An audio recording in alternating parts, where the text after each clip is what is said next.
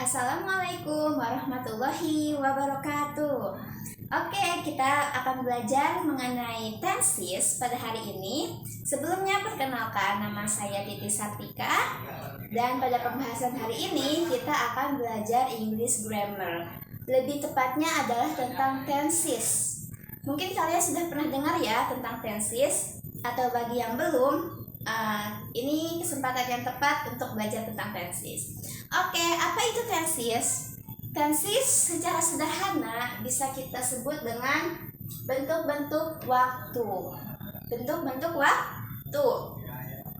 Maksudnya bagaimana? Jadi gini, dalam bahasa Indonesia, ketika kita menyatakan suatu kejadian yang berlangsung hari ini, atau kejadian yang berlangsung kemarin, atau kejadian yang berlangsung besok, kita menggunakan struktur kalimat yang sama.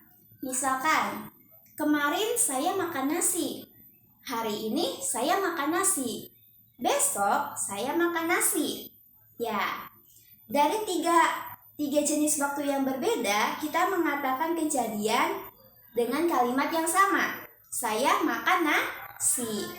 Sedangkan dalam bahasa Inggris, untuk menyatakan suatu kejadian pada waktu yang berbeda-beda, kita menggunakan kata kerja dan struktur kalimat yang berbeda. Itulah yang dinamakan tenses. Misalkan, ketika saya bilang kemarin saya makan nasi, bahasa Inggrisnya adalah I ate rice.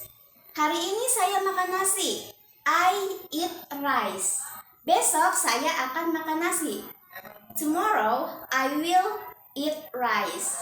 Ya, satu kejadian yang sama, jika terjadi pada waktu yang berbeda-beda, maka diucapkan menggunakan struktur kalimat yang berbeda. Itu yang dinamakan tenses. Baik, dalam bahasa Inggris, tenses ada 16. Ada 16 ya.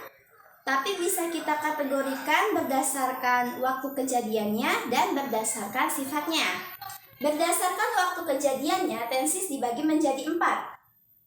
Ada present, ada past, ada future, dan ada past future. Ini pengkategorian tenses berdasarkan waktu kejadiannya.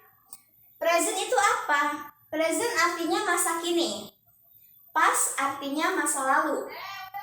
Future artinya masa depan. Dan past future artinya masa depan yang sudah berlalu. Ini pengkategorian berdasarkan waktu kejadiannya atau waktu peristiwanya ya berlangsung. Sedangkan berdasarkan sifatnya, tenses juga dibagi menjadi 4. Ada simple, ada continuous, ada perfect, dan perfect continuous. Simple ini hanya untuk menyatakan suatu pernyataan, bukan menyatakan kejadian yang dalam proses. Jadi simple ini hanya menyatakan suatu kejadian tapi bukan kejadian yang dalam proses. Ya. Kalau continuous menunjukkan suatu kejadian yang sedang berlangsung atau sedang dalam proses ketika hal itu dibicarakan. Baik. Kalau perfect menyatakan kejadian yang sudah terjadi. Dan perfect continuous menyatakan kejadian yang sudah terjadi di suatu masa, di suatu waktu, dan masih berlangsung pada saat hal itu dibicarakan. Ya. Oke. Berdasarkan 4 pengkategorian ini, kita bisa mendapatkan 16 tenses. Tapi hari ini kita hanya akan membahas 4 tenses dulu. Yang pertama, simple present. Simple tadi apa? Hanya menyatakan pernyataan, hanya menunjukkan pernyataan. Present adalah masa kini. Jadi simple present hanyalah menyatakan kejadian saat ini. Misalkan, saya makan nasi, I eat rice. Itu simple present. Atau matahari terbit dari timur. Itu adalah suatu pernyataan. Dan itu terjadi di masa kini. Dan ya, matahari terbit dari timur. Ada lagi simple past. menyatakan suatu kejadian yang terjadi di masa lalu. Misalkan, kemarin saya membeli buku. Saya membeli buku kemarin. Berarti kita menggunakan simple past untuk menyatakan kalimat itu. Saya membeli buku 3 hari yang lalu. Kita menggunakan simple past dalam mengungkapkan kalimatnya. Atau 2 hari yang lalu saya bertamasya. Nah, itu juga menggunakan simple past. Ya, menyatakan kejadian yang ada di masa lalu. Selanjutnya, future tense. Untuk future dan past future biasanya simpelnya tidak ditulis, jadi hanya future tense. Menyatakan kejadian yang akan terjadi di masa depan. Misalnya, besok saya akan pergi ke taman bermain.